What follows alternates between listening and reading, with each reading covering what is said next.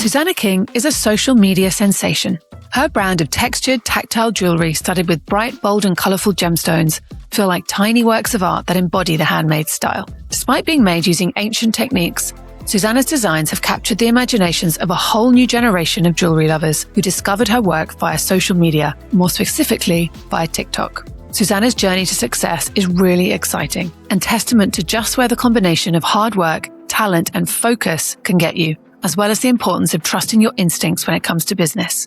With a boutique in West London and hundreds of thousands of followers across social media, Susannah employs a small team who help her sell her one-of-a-kind and bespoke pieces, creating drops that sell out literally within seconds on TikTok and Instagram. In this episode, we talk about finding your tribe, the thrill of setting an engagement ring with a stone created from industrial byproduct, and why she's used lab-grown gemstones and diamonds for years, and her clients love them. Susannah King, welcome to the GoldDust Podcast. Welcome, Susannah King. Welcome to the GoldDust Podcast. It's really good to have you here. Let's jump straight into your work. So obviously this is audio and visual, but let's maybe try and paint a picture of your work for those out there who perhaps don't know what it's like.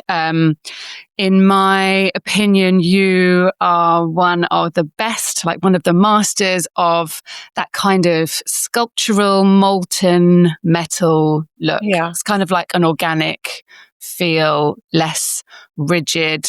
Yeah. Much less traditional in terms of like shapes and silhouettes, but also the making style. How would you describe your work? If I was to describe it in a kind of abstract way, because I would say my work is quite abstract. I would say that it isn't very literal work. I would say that it's soulful. I would say that it's charismatic. It's quite whimsical. It's very colourful. The key to my work is colour. It is very sculptural. It's molten. It's heavy on the gold as well, which is a big part of my work. A lot of people obviously focus in on the gemstones because they are so beautiful, and I do such a job at finding really well cut stones and really, really just unique colours. But I'd say that the thing that really ties it together is the metal and the sculpture and the shape around the stones that enables the stones to sit so elegantly on the finger, but also there's an essence of whimsy. It's really different work. It's different to even other jewelers that create molten pieces. There's kind of a dynamic to my work that is it's a little bit kooky, but it's like it's lovely. It's quite joyful. It is joyful. And is it made with wax carving and the lost wax process? Yeah, so sometimes it's wax carving. Sometimes I make some of it straight into metal. The pieces that I'm known best for are wax carved pieces. And it's really interesting because with wax carving, it's something that I adopted quite early in my craft, but it's not something that I learned from my family or my dad. So when I started wax carving, it was really experimental on my part and what I wanted to do. And it wasn't kind of learning this traditional goldsmithing. And so I've got the traditional goldsmithing skills, but I really love wax carving because it's sculptural and it's carving and it's completely different in jewelry making. And I think a lot of people have adopted it because they realize how lovely it is. Those who don't know, you mentioned your dad. So you grew up in a family that worked in the jewelry industry. I know that your dad is a goldsmith and your grandfather worked in the jewelry industry. So everything like around you must have been really familiar, like the materials, the machinery, the tools, and also like the kind of possibility, I guess, that jewelry could be like a career for you. What was that like when you were kind of growing up around that? It's interesting because it's not something that I considered going into until I was maybe 18 years old. So I had made jewelry in my teenage years. I had kind of grown up in and around my dad's workshop, as you said. But to be honest with you, like it wasn't something that I was going to do. I was relatively academic at school, but I've always been super creative. So I think what happened is I realized that academia wasn't the kind of thing that I wanted to pursue. I asked my dad if he would show me how to make jewelry properly. And it's because we had spent weekends making like sculptures and things like that, like out of old bits of wood. Like my dad was really hands-on. And so he'd always taught me to make things, just not really jewelry. And so I was just kind of like, it's something that I wanted to try and to pursue. Was it just kind of like in your life from a really early age? It's all quite familiar to you? Yeah, so the concept of the jewellery trade and jewellery, it was familiar because I'd grown up around my dad's workshop. Like my dad also worked from home as well as working from his shop. So he was always, everything was always about the business growing up. But as I grew up, I didn't expect to go into the jewellery trade. It's not something where I kind of foreplanned that this is what I wanted to do, but I was always really creative. And I think that played a massive part in me coming into the jewellery trade because it was a form of creativity that I felt I was familiar with. And so, as a child, my parents always made sure that I was really creatively fed in that way. And so I think that I felt quite able and capable to kind of get into the jewellery trade because my family were in it, and I ended up falling in love with it. Quite by surprise, and so it's lovely to be able to come into it. And now my business and the way that my work is vastly different to my dad's work. What was your dad's work like? So my dad's work is quite traditional. He used a lot of coloured gemstones, but my mum's a gemologist, so together kind of they really appreciate minerals and gems, and they really appreciate the vast array of materials that exist. But something that they hadn't really explored that I have are lab-grown gemstones and alternative materials. Yes. And the reason that I wanted to do that was because immediately when your family do something, you almost have, I would say, like an internal rebellion, like an internal will to do something different because you're going into the jewelry trade and your dad's in the trade. And so I wanted to do something different, but I loved colored gemstones as well. And so then I kind of felt like, well, am I just doing what he's doing because I'm using colorful stones? And then I found like a bunch of materials he'd never even heard of, because obviously like once you're in the trade and you're like set in your ways, you're using the same materials and like what you're looking for, so you don't really need to explore. You've got your business set. And so that's the way he kind of was. And then I kind of came along with all these kooky materials and I was like, Dad, what's this thing? And he was like, I don't know what I don't know what you've just found. Like, oh my gosh. And so then I had to really learn and do my own research in that way. Obviously I'm now surrounded by gemologists and people that I know really well that advise me. And through that, whilst I have no gemology qualifications, I have learned so much from them. So in a way, like it really helped to have my family in the trade. But then I realized that my will and my spirit about things kind of surpassed what they could do to help me. And I really, obviously, as everyone does, need to find my own 2 feet. Yeah, for sure. So did you go to college? I feel like you didn't go through the kind of traditional route or the kind of typical route of like doing a jewellery design degree. I did go to college. I wouldn't speak too much about jewellery college because I think the most useful thing for me has always been learning on the job. And I am a real adopter of the concept that if you are a person that physically needs to learn something, you need to physically do it. And there are some degrees and some diplomas that are useful. But my 2 girls, for example, that work for me in-house, I trained them from scratch. So they didn't know how to make jewellery. I decided to purpose train them because I knew that that's the way I was going to get the best outcome for my work.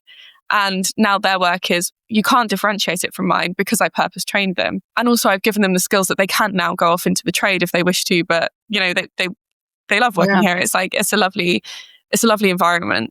I am a big believer in people being purpose trained for their job. And I think that it's really hard as a business to be able to do that. But if people can get internships or apprenticeships, I actually think that's the best way to get into the trade. So it's a really tricky balance because it's hard to immediately get those things and like be able to work your way into the trade that way. And it takes someone with like a positive outlook on it. Like I think I've got a really positive outlook on taking people on and training them and making them skillful in their work. Yeah. So did you do a skills course back in, I guess it must have been like around 2015 or 2014? When did you sort of concretely start your business? 2019. 2019. Well, I've had a business for 6 years. So I started when I was 21. I'm 27 now. Yeah. I guess 2019 is when I went to college, and I learned basic skills, but they were things that like, I would say people need to learn, like soldering and chain making, which I really, really loved actually, and wish I involved more in my work because that's really cool. But I would say that then my assistant went to the same, did the same course. Yeah. And it wasn't good anymore. And I think it's because over time, everything becomes more commercial and less attention is actually given to the craft and the trade, which is why it is kind of the responsibility of tradespeople like myself, who have the privilege of already having family in the trade, to teach more people, as many people as they can. And that's what I decided to do when she said, this course, it's not working. Yeah. I was like, right, well, then it's my responsibility. And it's the responsibility of tradespeople to keep up their trade, really. So that's what I decided to do. So you launched your business, and was it sort of immediately like, I want to make a business out of this? I'm going to create some designs, some collections, or how did the idea of having a business come about? Do you remember like who your first customer was? Honestly, this is a crazy question because I wondered if you were going to ask this, because I'm not a businesswoman. Anyone who's spoken to me knows that I am, unfortunately, a creative through and through. Like I don't have a business brain on me. I still don't, even though I've traversed a lot of business-based things. But I've learned some really hard-earned wisdom. And I would say that I realized I had to make it into a business because I had the opportunity to. And if I threw that away, I thought that would be crazy. And you had the opportunity to because people liked your work. Yeah, they did. They liked my work. They liked that I documented how I made things. I had kind of different stuff. Like it was, I still do. Like from the off, one thing I'll say, and this is maybe why I've been lucky enough to not have to go really in depth with learning how to traverse a business, because that's really hard. Like owning a business is really hard. It's super difficult. Anyone that owns one will tell you, like, every single day you're up against it, right? But the thing about me is, like, I think and then if this is your strength, you have to lean into it. The thing that I was really lucky with was from the off, I knew if something was cool, even if people didn't necessarily like it in the culture, I knew that things were interesting before other people were using them, like Luag, which is a gemstone I use. It's like vibrant green, right? Yes, we'll get to that. Yeah. Years before, this brat green kind of came into being really cool because Charlie XCX made it cool. Like Luag was something I was using, and people that saw it were like, this is the coolest thing I've ever seen. And it's like, because I had that will to try things that other people weren't trying, it made a business out of it, and it made a really strong foundation. Because I was able to be free and express myself. And then other people realized that actually jewelry doesn't really have to be this traditional balance of, this, that, and the other. It can be an amalgamation of really whatever you want it to be. Because it's if you're spending your money on something, you can choose what it is. Like, it doesn't have to be traditional. So essentially, you knew that you had some really good ideas and you're willing to think kind of freely out of the box and perhaps be slightly ahead of the curve in terms of what was going on in the fine jewellery world or the jewellery world at large. So how did you reach your customers when you first started? How did you kind of grow your platform? I use social media. I used it because I'm Gen Z, right? So it's something that's well within. I don't remember a time when I didn't have a phone. I think I got my first phone at 10 or 11. So I knew social media well, okay, and spent way too much time on it. What I did was I just decided to document everything on social media because I had seen other people grow that way. What I will say is there were big jewelry brands that were really using social media. Like Marla Aaron was one that really made me think I want to post more regularly and post as myself and not just post as a jeweler, but really, really bring myself into it.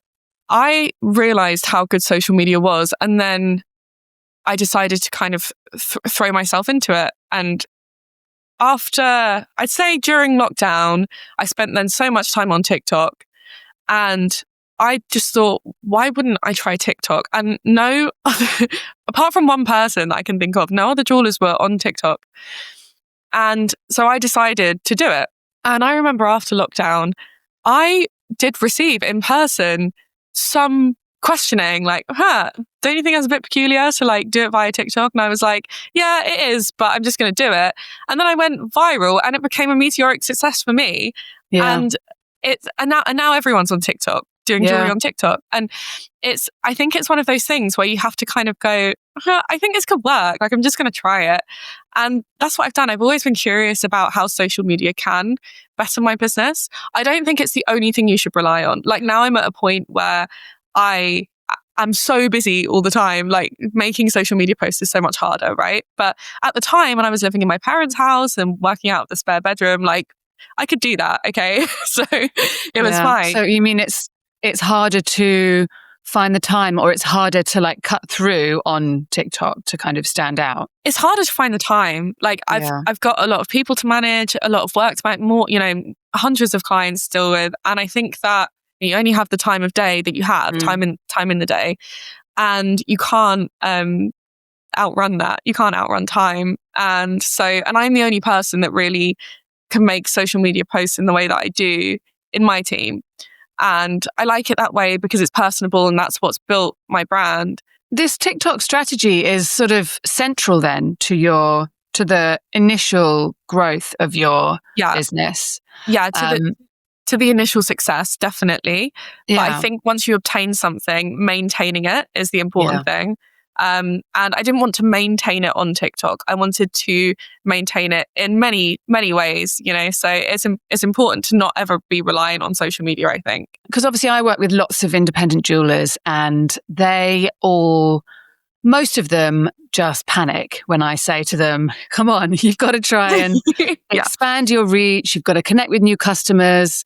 Social media has to be a part of your plan, a part of your kind of growth plan in 2025. What would you say to those jewelers who perhaps feel like, I just don't know what to do, or I don't know where to even start on TikTok? Like, how did you know where to start on TikTok? Do you know what? I think the answer to this question lies within the fact that I don't really get embarrassed about doing new things. And if they fail, I don't mind.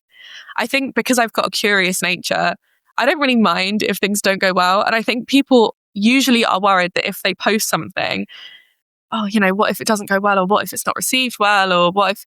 But you can't really learn how to do it well until you do it badly like a few times. Because my first TikToks were shocking, honestly. They were so bad. And I don't care. They're still up. I don't care. I don't think you ever should. So it's just a lack of shame. A lack of shame. Maybe a healthy dose of shame would be good for me sometimes. But I think that when I look at that, I understand why people are nervous to post and why it can be really vulnerable to like put yourself in front of people, because then there always is the thing that like your face is out there and then people recognize you, and it's not about your work so much. Then you have to constantly put in that effort to post and to be present. But the reality of the situation is it does help a lot. And it's not that bad. Like once you get into it, it's fine. But I think you have to overcome the fear, and no one can really do that for you. Like it is an innate thing of like hyping yourself up and being like, all right, I've got to do this. I would say where to start. I would not think about the fact that it will reach anyone. I would just post as if you are posting to no one. That's what I did. And I think that's fine, because that's what I still do that on my Instagram. It's ridiculous. It's like a close friend story, my Instagram business story. And my clients love it because, it's a personable brand. It's not something where you ever have to really be that polished. You don't have to be perfect. And that will be like the opposition of your creativity is being perfect, I think. Perfect is the kind of enemy of creativity and also just getting stuff done as well. I also think that people really don't care as much as you think they do. Oh, they don't even know that you exist. Like it doesn't matter. I know that sounds really flippant, but it doesn't. Like it just doesn't. You are just another face that they're going to see on the thousands of faces they see on social media a day. You might as well try and make an impact, because if you don't do it, nothing will happen. And that's the thing. So you post a lot of, I was having like a real rummage around your social media doing the research for this podcast. And you post a lot of behind the scenes making videos, essentially. So showing the process. Why do you think your customers like seeing that? I think they like seeing it for the same reason. You know, they like seeing, like I said, my stories being unpolished and them seeing my shop unfinished and then me talking about decorating. It's because it's a peek behind the curtain.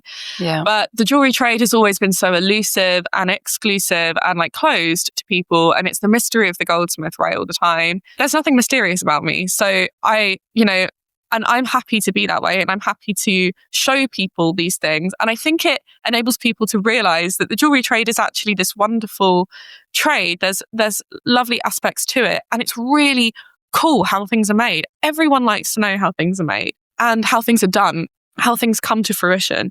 For me, that's what my clients like. That's what anyone who follows me likes. And I'll always show the process. I think the process is the only part that really matters, because once you get to the end point, then it's back to the beginning for the next project. So the process is the bulk of your life. It's the meat and potatoes of it.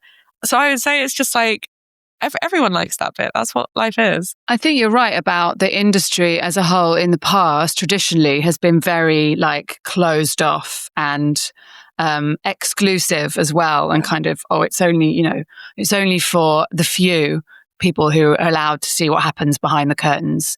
I mean, it's so much part of who you are to kind of forget all those rules of how things are supposed to look, of how how you're supposed to kind of behave as a fine jeweler. And I think that really filters down, obviously, or not filters down, but it starts with the style of your work. On the GoldDust Collective that I run, I talk about all these different like elements that make up like a successful jewelry business, and are the things that you have to keep plowing away at to make work. And it's kind of like, I see it as like a big web of all these different threads that you sort of have to keep tied together. But at the center, it's all about the design. I just 100% believe that without having something that's really unique and distinctive and like authentic, I feel like all those other bits, the social media, the PR, marketing, they're all kind of irrelevant, really. So I think that it's your really distinctive style that is kind of the key to why people, the success of your business. How do you kind of keep going with your style? Like, how do you feel like you can kind of stretch it? Like, do you work in bridal? Do you feel like, maybe I should, make something that's a bit more like commercial? How do you work with the kind of scope in that way? I think what I do is I start off really big. So I start off with like a thing that I just really want to get out of my system. Like, I really want to make this thing and I really want to see it all the way through to the end. And then I find ways to make that more reasonable for every day. So reasonable. So I like that word. I always let myself absolutely go. I don't like to limit myself. But then I'd say that having a gift without honing it is bananas. Like, it doesn't work. So I do the crazy thing and then I bring it down. I love that. And then the brought down version is usually the statement version. And then I kind of then pull off of that pieces that, kind of the essence of it, that could be in a band or could be in earring studs, etc. And so what I do is I just take something big and ridiculous that maybe no one would ever wear, apart from me, but like, and then I make it, reasonable and more reasonable to myself. And usually the toned down version is actually more beautiful because it has the balance between like cuckoo bananas Susannah and grounded Susannah. And there are like two sides of me, and my spirit and my soul are in those things. And then I always find that these end products that I make are always the thing I love more. But I just needed to go really crazy, like fireworks crazy one way, in order to make sure that I can bring it back to something that's meaningful and intentional as well, because intention matters in design. And I always think that matters the most.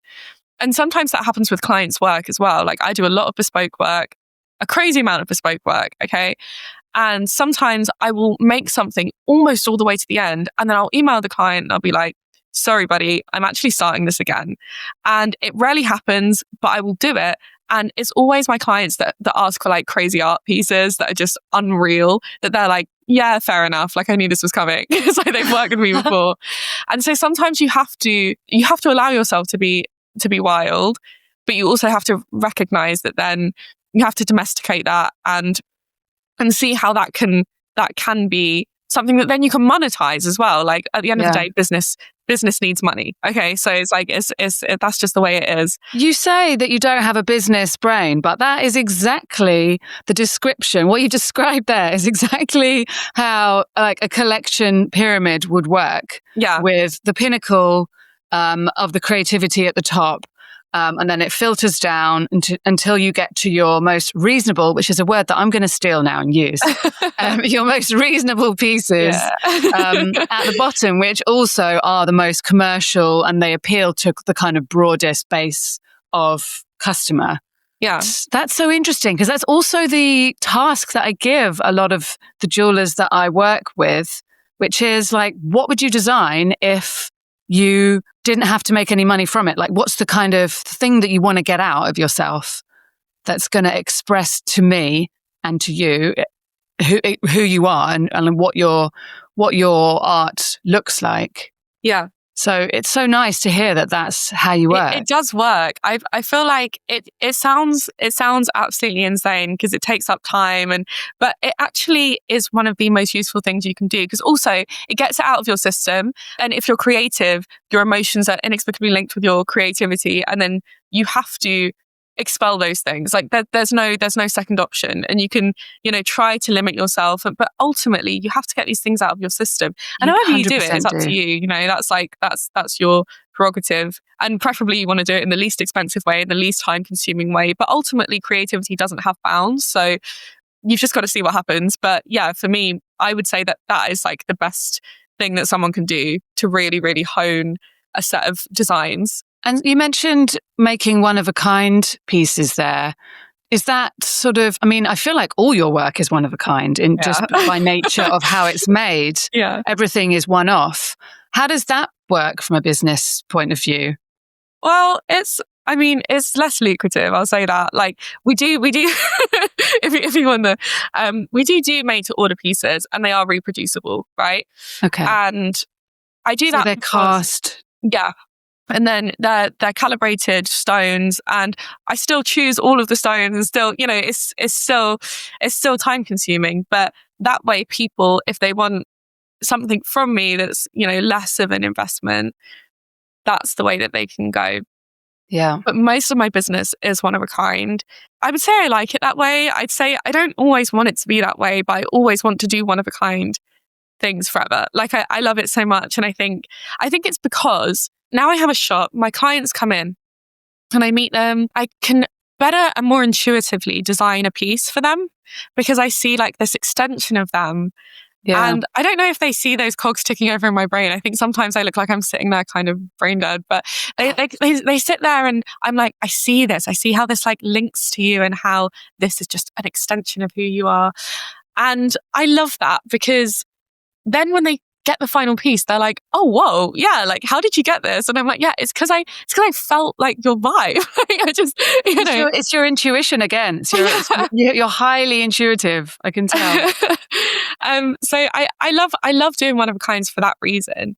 And it means so much to me because it's such a special thing to be able to, because jewelry doesn't like rot away or stop existing. So this like magical thing that you kind of alchemize between you and your client suddenly becomes real because you're the conduit for it. And then they're so happy and you think, oh my God, like I'm so happy as well. Like, this is great. So rewarding. Yeah. Do you have a lot of bridal clients then in that case? Do you make a lot of engagement rings and those kind of big meaningful pieces? Yeah. And it's really nice because a lot of the couples that come into me are non-traditional. So it's like a non-traditional experience as well. Yeah. And I kind of love that because I've like obviously lived the traditional life working with my dad. And I love making non-traditional engagement rings for people who, are non-traditional, are part of like the community that I've built that is, it's really lovely and it's different. And what is the community that you build? How do you describe your customers and your followers? At the moment, I would say that a lot of my clients, my community, I'd say they're part of like the counterculture at the moment. People that are maybe, fighting the good fight. And they're very whimsical and wholesome. My client, one word I would say is very soulful. The people that come to that's me. a nice word. And there's always so much serendipity involved in situations when I speak to my clients, and they're just very kind. My clients are usually kind and loving, big-hearted, very good people. I don't know how else to describe it, and I can almost tell if someone is maybe not for my jewellery, because it's a very particular type of person. And I love that. And it's a very safe community that I've built, that's very accepting. And I think at the moment, not to be too, but, there is a culture at the moment of kind of not accepting people again. Yeah. And it's really painful to me, because I think of all the people that I meet that are part of this counterculture, that, they're part of the LGBTQ plus community, or they have their own, their own experiences and their own oppressions that they're up against. And I think, to me, it's so important that all of those people are kept safe and there's a safe space for them. Whether in the jewellery world or not, it's like, that's them by the by. And I guess you've carved out a little part of TikTok to make that a safe space. Yeah. And in terms of jewellery. Yeah, for sure. And I think it means a lot to me. I'm a very politically driven person. I have been my whole life. It's mattered the world to me that I'm able to as well speak out on what I want, because, because I know that sometimes it's hard to do that when you have a brand. It's hard actually to be able to say what you want, And do you speak out? Do you speak out on your social media channels? Always. It means the world to me that people feel safe and they know that it's a safe space. And it doesn't, it's no skin off my nose if someone goes, I'm going to unfollow you because, you believe that trans rights matter or whatever. I'm like, why would I want you to wear my work? Like, I don't know what your point is, So it means the world to me, and I do speak out. And I know that a lot of people can't speak out or don't speak out because they're shy. And I get that. If you're too shy to make a post about a ring, you're going to be too shy to speak out on political issues. I get it. I feel like it's my duty. It's important to you. It's one of the beauties of being an independent designer and also running your own business, being your own boss, is that you can speak out and you can use your voice, and you don't have to answer to anyone else. No, exactly. So that's really nice that you've created that whole world. I feel like it all ties together, like all these sort of threads of your story make so much sense. When I was writing my notes, I kept using the phrase alternative jeweler, and then I kind of feel like I don't know what that really means anymore in terms of jewellery, because I feel like the fine jewellery world has been broken down quite a lot by people like you. But I am really interested in how that comes through in terms of the materials that you work with as well. So you mentioned something called luag, which I hadn't even heard of until I was doing my deep dive into your TikTok yesterday. What is luag? Can you tell me a bit about it? Educate me. I so can. I love talking about luag.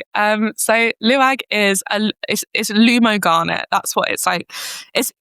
That's even shortened. It's got a very long scientific name, luag. Okay. That's why we call it luag. Okay. Luag. And luag is a type of lab-grown garnet, and it's actually grown for lasers. Okay. And for lasers, you need incredibly clean material. So if material isn't quite clean enough, it gets discarded. So you get all these blocks of luag that get discarded, right? And then artisanal gem cutters decided, for some kooky, crazy reason, to buy, and it's only really in recent years, to buy these and cut them into these insane gemstones. And because of luag's refractive index, it appears quite sparkly. So it's actually an incredibly joyful stone to see, especially in person, but it's hard to capture that on camera. So what does it look like? It is a high-vis green. Like your background. I don't have anything luag right here. Like this would not do. This looks neutral in comparison to luag. This will I've seen the videos. It's incredible. It's like it's illuminating, like it's luminous material. It looks radioactive. Yeah, exactly. And when I saw it, I was like, no way is this real. And it's so beautiful. There's nothing like it. And do you know what's really interesting is when I first started using it years ago, I did receive kind of like a bit of, oh, this is really weird. And I was like, yeah, it is weird. That's why I like it. And I said, even, I think I was ballsy enough in a TikTok video to say, yeah, if I had an engagement ring, it would be Luag. And then what's really interesting is that was years ago. And even now it would be the same. I'd still have a Luag engagement ring because it's just bananas. The color is so unreal. Yeah. And there's nothing like it. There's just nothing like it. Anyway, so I found it. And I don't know how I found it. That's the crazy thing is I can't even remember how I stumbled across it, but it was quite by accident. And it's quite expensive. And so I bought a stone. And when it arrived, I thought, there's no way. I can't sell this. I have to keep it. So I kept it. And I made a TikTok video about making it. And then I got loads of, oh, can I have a Luag ring? And I was like, I can't source it quickly enough. Amazing. I really limit my Luag bespokes because finding the right bit, finding the bit that I'm happy with, or having it custom cut, which is now what I like to do because I'm very specific about the cut of all of the stones that I work with. With it takes so long to make a Luag commission because I am really specific. And you can get like Luag off the shelf, where people have already pre-cut it, but I am because it's such a beautiful stone, it needs to be right. So even with Luag, my attention to detail is massive, but that's an example of an alternative thing that I decided is probably the best example of an alternative material that I've used because it really challenges what is acceptable in the jewellery trade. It does. It really does. Breaking another rule, I suppose, as well. Yeah. I mean, I know that you use a lot of lab-grown synthetic stones in your work. Mm-hmm. So you set them all in gold, in fine materials. I use lab-grown and natural. And my rule is that, this is going to sound flippant again, but I don't really care. Like, I don't care if it's natural or lab-grown. I think what matters is, to me, it's more like using the right material for the right thing. So when I look at something, I'm like, this color needs to be more vibrant, or it needs to be more teal, or I've got a teal tourmaline that will work really well with this, Savarite garnet, but then I want to throw a Luag in there for like the brightness, and then you're kind of building something. And in the experience, it doesn't matter to me if something's lab grown or natural. What matters is like the visual effect. Yeah. And I think that very much comes from me being creative. And materials matter in a sense of being transparent, right? I think you need to be transparent about materials. And I think that's something that I find difficult about the lab versus natural argument in diamonds, right? Is that I feel like sometimes there's a lack of transparency with these things. But for me, in terms of where the lab growns or how they're made, as in they're not. I know that they're often spoken about as being an ethical option. Yeah, and there's a lot of greenwashing in the jewellery trade as well. There is. I think on both sides there's duplicity, right? But that's what's happened always with marketing in diamonds.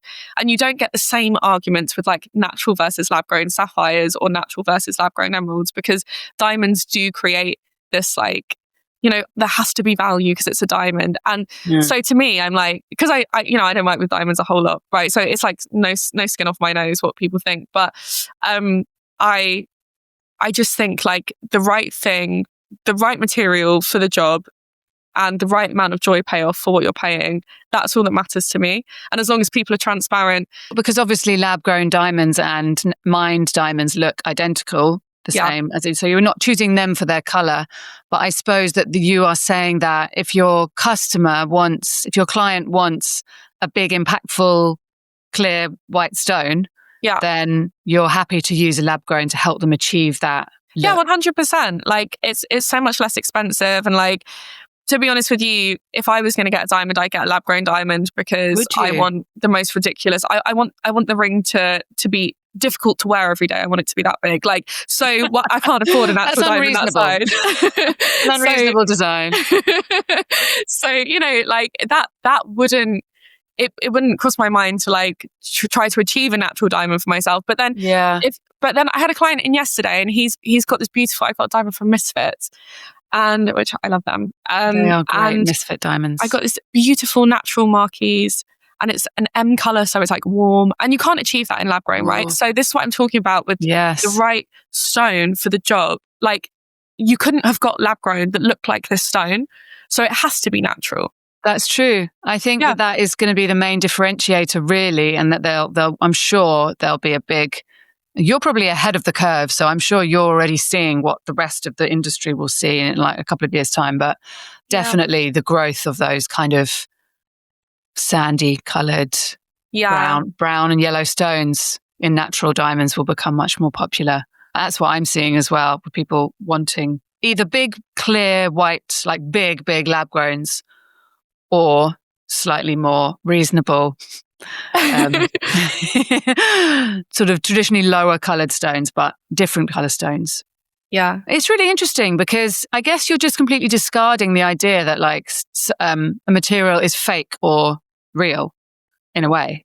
Because it's not fake when I'm looking at it. Like when I'm looking at something, I'm like, this feels pretty real to me. It's making a visual impact on me, and everything that I do, I think, is led by what emotion it brings up in me, and like putting something out into the world. If I look at something and I think, yeah, that looks a bit crap, or like this isn't working, then I'm not going to use it. And it doesn't matter to me in that moment whether it's lab grown or not, because the only thing that's real to me is the experience it gives me. But I know that every brand is different. Like that is not an across the board situation. But for me personally, I'm just like, well, I'm going to use what is right for the situation. And that's always what I'll do. I think that's because you are at the center of your brand, and it is all your ideas are yours and yours alone. And it's all you're an artist. So it's all coming out of you. So you're highly connected to your work, and also in the way that you're not really using traditional like silhouettes or shapes, which makes it even more personal. Yeah. And even more unique to you. It makes sense that therefore you would kind of disregard those traditional ideas around materials. Yeah. Because essentially you're creating your own art. So you don't need to abide by those rules. Let's talk about your shop.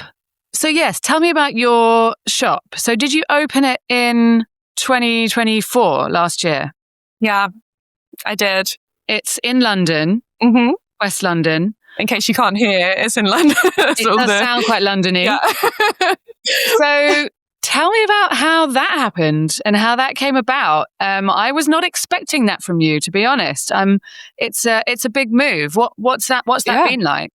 Well, look, I mean, how candid do you want me to be? There's a lot I can say. There's a lot candid as you like. As candid as you're comfortable with. Well, I think opening a shop for me has been insane. In a sense of it's slightly driven me to the edge of my own mental stability, right? To start with. It was a really hard time opening the shop. And it's really interesting because now I feel like only now do I feel like I found my feet in having a shop. I think for a good year, I was not happy. And it's not because the shop wasn't actually great, but it's because the things that happened in the run up to opening the shop wasn't how I wanted it to look. Right. And it was really, really tricky because creatively, like I trusted other people to do the shop because I'd never done one before. And it was just like, it was rubbish. It was not what I wanted. Like on the opening of the shop, we, financially, it was a fantastic thing and it was really beneficial. And it has been really beneficial because I've got to meet people. And then I realized that like, over time, it didn't matter that it didn't go the way that I wanted it to start with, because now I feel that I found my feet and I'm literally, as we speak, redecorating the shop and making it how I want. Okay. And I'm really proud of that. I'm really happy that, like, despite the fact that it wasn't the way I wanted it to be and that I had to dial back, and there was a lot kind of involved in that was really, really difficult upon the opening of the shop. The most lovely thing about having a shop is that you get to meet people face to face, which is something that I didn't get to do a lot. And I have a lot of clients. I have a lot of people that I talk to. I have got to meet so many people from this online community that like I've built, right? So cool. There's nothing better than face to face, really. Literally. And it's been nice as well to like meet other jewelers that I inspired to get into the trade through my TikTok videos and stuff. Because that was the most bananas thing to me, was like, I felt like I had actually made an impact on people's lives in a positive way, which is so nice. Yeah. Because that's not really something I thought about too much, to be honest. And you get messages and stuff all the time, right? I get DMs all the time saying lovely things. But like when you actually meet someone and they say it, you're like, whoa, this actually has gravity. Like it does mean something. Having a shop has enabled me to actually discover better myself and to connect better with myself and my own branding. Because I'd say for years, I haven't really had any discernible branding or anything. Yeah. Because I've never really had to. Like, I've always been the through line through everything. Because I have a bit of an alternative nature, I think it's always been pretty clear, like, who's making the jewelry and who. So it's never really been a discernible set of colours, fonts, anything that's like really physical that you can go, it's always just been a feeling. Yes, definitely. Well, a brand is really a feeling, though, in my opinion. But these are, your brand kind of assets, I suppose you're talking about. Yeah, absolutely. And so then, just recently, this is the crazy thing about this question. To be honest with you, and this is what I meant about how candid do you want me to be? Because I will be. Is that I really feel like the shop wasn't the way I wanted it to be, and still the same kinds of people, the lovely people and the warm feeling that I get from meeting those people, that was all still happening. And it was all still existing without the physical space looking how I wanted it to look. And I realized that actually people see something in me and my work, and that carries over. And it was okay that the space wasn't the way I wanted it to be. And it was okay that things weren't the way I wanted them to be, because I still have my creativity, and that's what people are drawn to, is my vision, I guess. Yeah, they are. And so then I was like, I'm just going to do what I want with the space, like, now, because the shop's been so good, on the like financial side of things, it's been so good for the business, and it's grown it, right? And so because of that, I've been able now to redecorate in a way that I want, and that's a real beautiful thing, and will give people the experience for the moment they walk through the door of like, oh, this is Susannah's shop. So did you feel like it didn't represent you? Did you feel just like very disconnected to who you are? Yeah, and I'd had a tricky year that year. Like I was disconnected from who I was. It's just unlucky, right? So, but there were things that happened literally days before opening or the day of, that meant that I couldn't change them before people were going to come to the shop. And that was really disempowering, because I kind of felt like, Jesus, like I've spent all this money, and I actually hate talking about money, but it's like it does matter. And I was like, God, I spent all this money, and it's really not the way I wanted it to be, and I was so stressed. And then the day the sip and shop happened, and people came, and loads of people came, and I was like, oh my God, like, it's fine, everything's fine. Yeah. And it was, and loads of stuff. So, I was left with basically no stock for actually opening, which is insane. But it was so great. And I was like, oh, it's fine. Like, it is okay, because what it is the feeling of the space. You're 100% right. But I can totally understand and empathize how, if you're running an online business for so long, and it blows up like your business did, like really successful online, I think then trying to transfer that into real life, it can't be easy, and it must be scary and like making you feel quite vulnerable, quite exposing, isn't it? Like, this is going to be the in real life version of Susannah King. How's it going to look? Yeah. But as you say, well, also you're lucky with your customer base, and anyone that meets you will understand who you are, and that is the most important thing. Yeah. And that obviously shines through as well. I think that means the most to me, actually, because, oh my God, I have met some really memorable people over the year of having the shop. And I know that if I didn't have the shop, I wouldn't have had the opportunity to actually connect with them and to like have that really special relationship with them. Because that's obviously because you're a success at what you're doing. Like, does that, what does success sort of look like to you? That isn't success to me necessarily. Like it's a marker of like, oh, people know who I am and maybe respect me so much that maybe it's tricky to like interact with me, right? But that's not really what I'm looking for, like, in my life. I think success for me is more like the impact that you make on other people. So it matters to me to get it right, to deliver really like beautiful things to people, and to make something that really matters to them. It matters to me, like, what I do within the jewelry community. And that's like what I was saying about my girls, that I purpose trained them. And that matters to me. That to me is something maybe I'd be more proud of than actually my business itself, because then they can go off and have jewelry careers that maybe they wouldn't have been able to have otherwise, right? Yeah. That matters to me, because that's like changing the trajectory of someone's future and having that positive impact. So I think that is more what success is to me. And also like a marker of success to me is, like I said, my client base, really sweet people, just genuinely really nice. And they feel safe, like coming to me. That's like, okay, cool. I did good with making sure people knew that it was okay. Everything's safe and it's safe here. You've created a really nice community. Yeah. Those things to me are more like important than being adored is the wrong word, but I can't think of a better word for it. Like, because I feel like it's hard. And like, I remember when I went viral on TikTok that sometimes people would recognize me out and about that weren't like even interested in jewelry. So funny.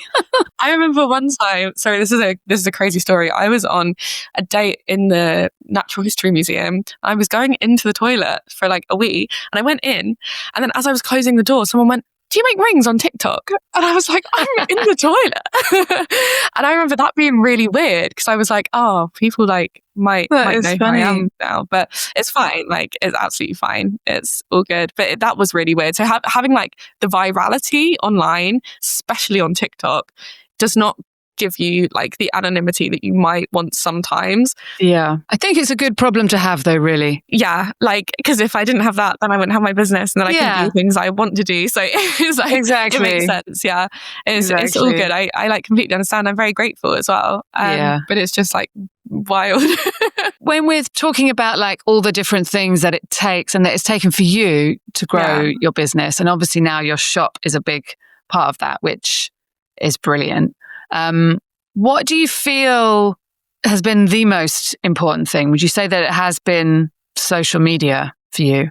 Honestly, this is going to sound like a really empty answer, but I actually think being resilient and brave is the most important thing in building a business. That's a great answer. I think like the physical tool of social media is super useful. I'm not going to undermine that whatsoever. That is absolutely like so important, obviously. Like every day there is always, like I said to you, you know what it's like running a business. There's always something that you're up against, and you have to be so resilient. Like you have to have the spine, the strong back, and you have to really, really think about, oh my God, like how am I going to walk through this fire, I guess, of whatever, and get out the other side. And there's no way around it. Like you have to do it. It's very character building. You have to keep going, don't you? You really have to keep going and keep trying. Because I've like failed a bunch of times. I feel like it's maybe not always obvious what I've failed in or whatever, but I've failed loads of times, and it's just water off a duck's back, because I'm resilient, and that's that's great. And I think like being brave as well is really important, because sometimes like taking on a shop, right? Like a lot of people were like to me, maybe you shouldn't take on a shop. Like there's no need.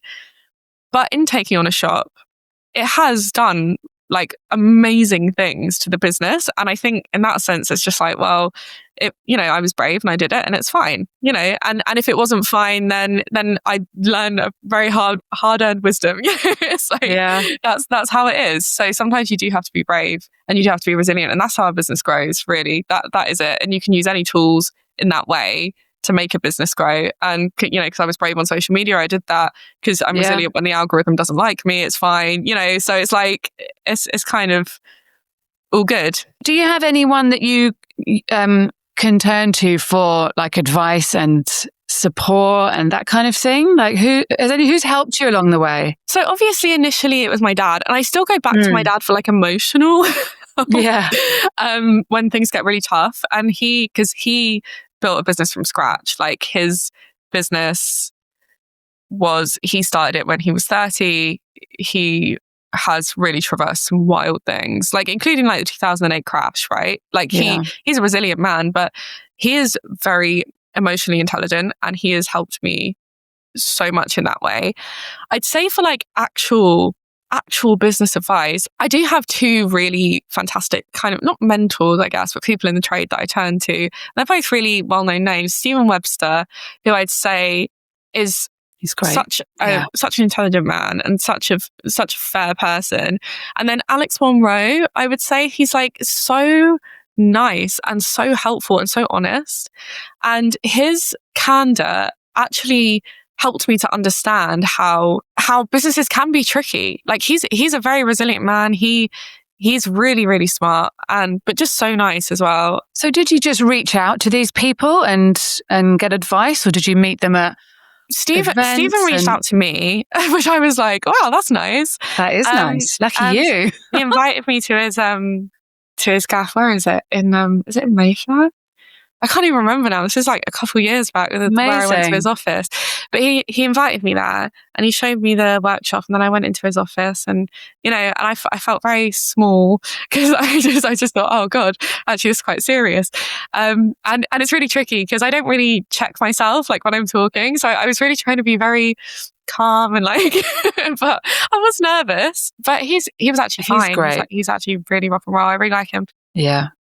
He's a renegade. He reached out to me and he just wanted to like see my vibe and like give me some advice, which was nice. And I still go to him for advice, probably much to his chagrin because it's just like always asking difficult questions. And then Alex Monroe, there was like a mutual person that we knew, and she was like, I think this would help you like to talk to him. And I was like, I don't want you to bother him. Like, I already know how much I bother Stephen. Like, I don't know if this is fair. And so, but anyway, he was like, you can come by for a tea and biscuit anytime. Like, honestly, and we get on like a house on fire. I think that helps. But yeah, he's super nice, and I can ask him pretty much anything. He's so nice. And what do you think has been your biggest struggle whilst over the last sort of 6 years since you? Grounded, I would say. Being grounded and organized. I'd say my personality is such that I very much flow with my emotions. Yeah. Fine. Useful for creativity, not so good for a business. So like you do have to think about I think knowing yourself is really helpful, because if you can identify your shortfalls, you can enact like help in those areas. So my admin assistant, Vivian, my admin assistant, she is so grounded and so like she holds me accountable in ways that I can't really hold myself accountable, because my brain is so, I think it's so transient. Like, and and I know that a lot of other creatives are like this, and I have people on my team that are also like that. Like Charlie, who just came in, she's really, really kind of intuitive and she flows with creativity and she's very free like that. When you have an understanding of yourself, you can then go, okay, I can bring people in to check me on my kind of not so strong areas. And I say that's what I found difficult. When did you bring in your first sort of proper member of staff or a part-time member of staff? What point was that? And what made you realize you needed some help in that way? Like when I went viral on TikTok, I went from having like 10 or 20 clients to like 100. A waiting list of a million. Like it was crazy. And I was like, there's just one of me. And also I'm really bad at admin. So I was like, I need someone to do my emails. Like hired my friend. And that, and I was like 23. I didn't really know.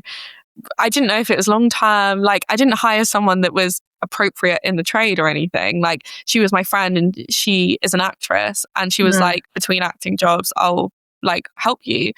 And so hired her, and then I had another assistant after her, and then I realized that actually I need like people that are purpose built for the trade. And so then I hired Isabel as an admin assistant. Isabel, like myself, hates admin, but she really, really wanted to get into the trade. And I went, do you know what? I'm going to roll the dice. Anyway, she is the best asset to my business. When I hired Vivian to step into Isabel's role, I made Isabel a goldsmith straight away. I was like, right, we're working on this, because she is so good. She's so skilled. Amazing. Her work is so clean and beautiful. And so I just had a feeling about her, and I knew it wasn't for admin, but I was like, she'll do the job in the meantime. Like, I'll figure this out. Yeah. And I was right, but so I guess I first hired someone when like I desperately needed to, which is when I was 23. And then, now it's 4 years later and my team are wicked. Like I love them. So how many of you, are there 4 of you now? There's 4 of us here. Yeah. It's great because everyone gets on with everyone as well. It's like, it's an all female team. We're very, very, very supportive of each other, which is really helpful. And you all work together in the shop on a daily basis. Yeah. And it's a dream, actually. It's so nice. I basically hire like based on the essence of someone, like, which is an insane thing to say. But the thing is, you can instinct train. again. Yeah, no, absolutely. And you can train most people to do most things that need to be done, to be honest with you. And I think when people don't believe that they can, that's what limits the person you're training, right? And I know not everyone has that luxury to be able to do that. I get that. Like, I know that I'm speaking just from my own point of view, but I really hired based on like essence, and it's worked. So that's amazing. I think that, being a good business person is hugely dependent on making good decisions and having a good instinct for what is a good decision. And that's obviously what you have. And I think that comes across in obviously the design, but then everything outside of that, your staff, how your website looks, what your bags look like, everything, your photography, it's all a judgment, and it's all your judgment. Yeah. I think you've made brilliant decisions, and that you are a brilliant businesswoman. Thank you. You should give yourself more credit in that sense. I'll take that. Oh, good. I think you definitely should, because it's really not easy at all. What do you see next for your business? What do you feel like is coming next? Look. I want more. No. I think now my business is at a point where I can't just do what I want all the time, which is ridiculous if you ask me. But so you mean you have to be more strategic? I have to be more strategic now, okay. Which, is fine, because I've grown with my business. I'm older now and I understand better, and I'm so old. Petulant. So old.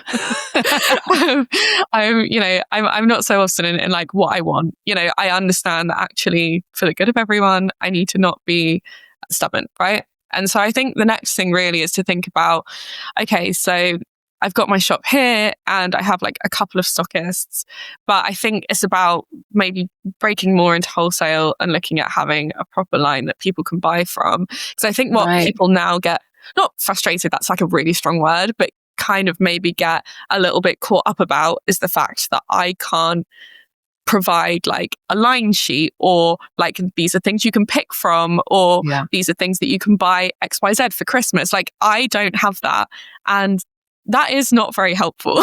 So it's actually about kind of working backwards and thinking about how I can expand so that I'm actually easier to get hold of. Working backwards is the best way. Honestly, it's much better to work backwards from a brilliant idea and a brilliant concept and brilliant creativity, and channel that into a commercial structure, rather than the other way around, which just doesn't work. You're at a great advantage. Is it because it's just difficult due to the nature of your work that you can't wholesale, sell an exact product? Yeah, like I think what it is that I didn't really know like who I was and like what I get my essence and everything, but like I didn't really know who I was and what I really would want, what I would want from a commercial line of jewellery, right?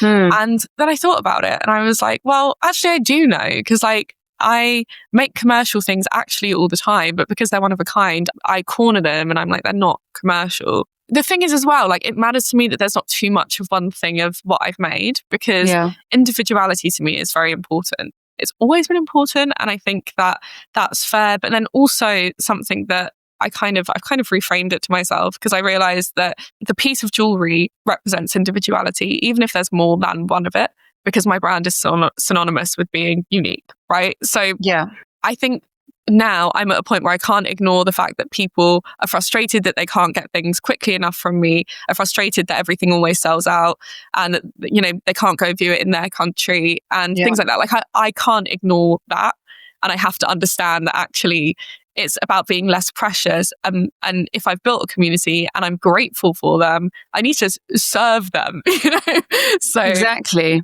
And as you say, buying a piece of your jewelry is an individualistic expression in itself. Yeah.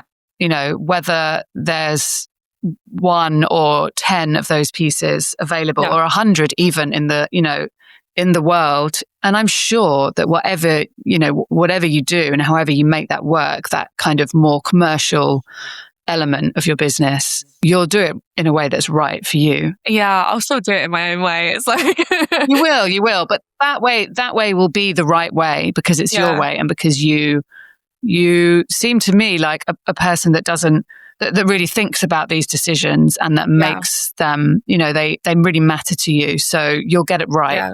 I'm convinced. And I would love to see your work in more places and expanding your world like that. Because I feel like at the moment you don't even rely on a website very much at all. No, don't rely on a website, don't rely on anything really. It's just brilliant. And it's so impressive what you've done and what you're doing. And you're still only 27, which is just ridiculous.